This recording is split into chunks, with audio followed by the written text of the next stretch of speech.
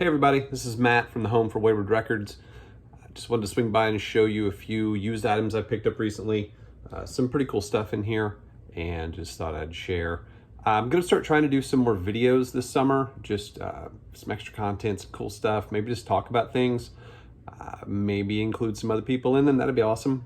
We'll find out, we'll see if you like them or not, and then we'll kind of go from there. So this is the first one, so I hope you like. I'm going to start off with one of my favorite records. I love this. I already have a copy of this, but this one is maybe in a little bit better shape than one I had. Jim Carroll Band, Catholic Boy. This is an absolutely incredible record. Most of you have probably heard People Who Died somewhere, but that's not even my favorite track on it. If you want to know the truth, my favorite track is It's Too Late. It's just an awesome song. I love the bass line. It's really cool if you look the video up on YouTube, the drummer in it, since it's from the movie Tough Turf with James Spader, the drummer for the Jim Carroll Band in the video is a very, very young Robert Downey Jr. back there, looking like absolute, I'm sure he was absolutely nuts back then. So anyway, Jim Carroll Band, Catholic Boy, incredible record. You should, if you don't have this or know of this, you should go check out It's Too Late off this one. That's number one. Number two, finally found an upgrade copy of Back in Black. I've had an OG for a long time. It's a little scratchy, a little older. This one's still an original, but is in a little bit better shape. Has a nice embossed AC/DC on the front. That's pretty cool. So this is an absolutely fantastic record. So having multiple copies is not a bad thing. So AC/DC Back in Black. Next, I found a copy of Paul McCartney's first record, Mccartney. This was one I don't know. I mean, younger me just kind of avoided the solo Beatles stuff. Being a punk rock kid in the 80s, the Beatles weren't exactly the coolest band in the world to like. So a lot of this stuff kind of waited on years and years later to pick up. So I finally found a copy of his first record used. This one's in pretty good shape. Sleeve's a little bit rough, but the record itself is really cool. So slowly piecing together a lot of these McCartney solo albums into Wings records. So McCartney 1. This one was pretty cool. Sleeve is in kind of rough shape, but the records play fantastic. Grateful Dead, Live Dead. There's only 6 songs on here. It's across 2 LPs. Like a 17-minute version of Dark Star on this. So Grateful Dead, Live Dead. I was a little worried the sleeve's a little warped, but records are great. So hey, don't skip a good record just because the sleeve looks like it's a little rough. You can always maybe find a better copy later. So Grateful Dead, Live Dead. If you just saw a little bit ago, I was playing Who live at Leeds. Did a little live drop in on that. So the Who live at Leeds. I'm not the world's largest Who fan. I'm just not. I mean, there's a few things I like in there, and there's some records I really like. Who's Next? My Generation. This one though is really, really good. I like it a lot. There's some incredible versions. There's a 14-minute version of My Generation on it. And to be honest, I'm a bass player, so listening to John Entwistle just absolutely destroy the bass is always entertaining. So the Who live at Leeds. This one, I've been waiting a long time to find a copy, and I finally did. Bob Dylan and the Band, The Basement Tapes. This is a great record, put out years after this stuff was actually recorded, since it had been bootlegged and kind of floated around for a while. They finally put it out, I think like 3, 4, 5 years after the fact. So the Basement Tapes, this was in great shape. This puts me somewhere around the mid-30s on Bob Dylan records. I'm getting close. I think I'm pretty good into the 90s now. I do need a copy of Self-Portrait if you have an extra. Okay, Bob Dylan and Basement Tapes. Great record. This one, The Doors, Soft Parade. It is my least favorite Doors record. It's one I like the least, other than Touch Me. Tell All the People's all right. It's fine. I just don't like the production on it. It's a little too slick for me.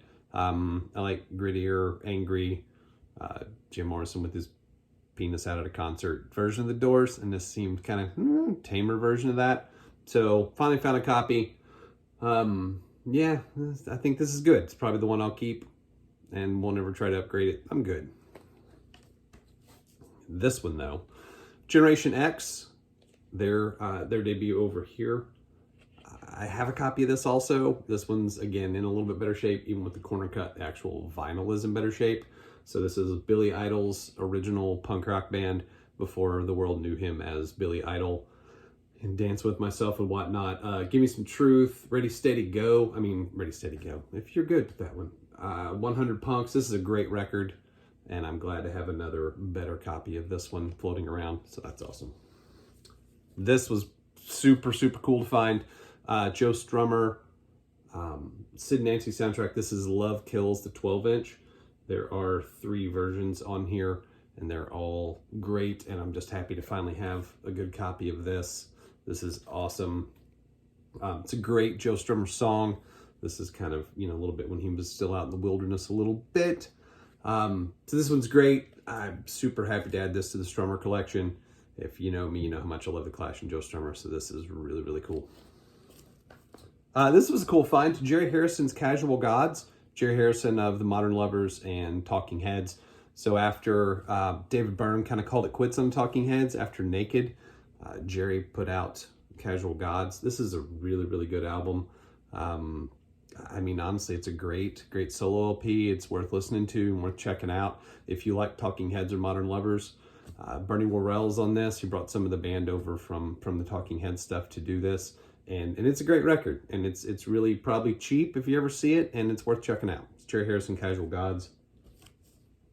This one is one I didn't know a ton about. I've heard a little bit of them, but I picked it up. It's polyvinyl. It is The Like Young. It is kind of garagey punk rock popish from Chicago. It's a really good record though, and I'm really glad I found it, and I'm really glad I picked it up. This is their last one, their most recent one. It's like 2018, I think. It's been a little while, but this is some really good stuff. I could be wrong on that date. Don't quote me on that. So The Like Young on polyvinyl. This is a really good record. Glad I found it. Almost done here.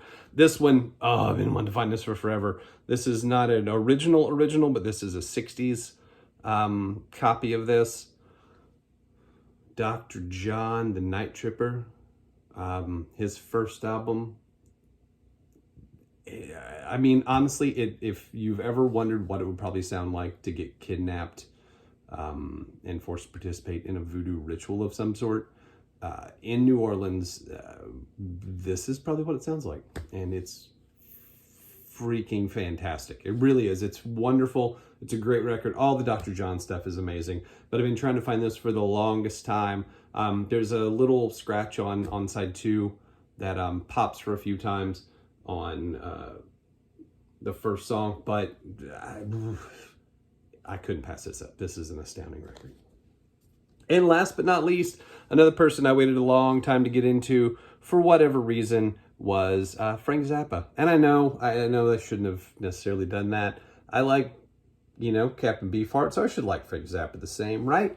And so I found a copy of Mothers of Invention Freak Out. It's in really good shape. The sleeve's it's a little broken at the top, but that's cool. The vinyl's in good shape, and that's what's important.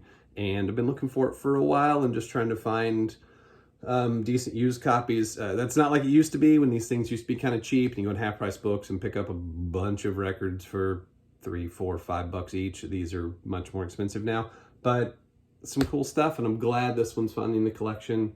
We're only in it for the money on CD, and I need to upgrade that too, but I'm glad I have a copy of Freak Out finally.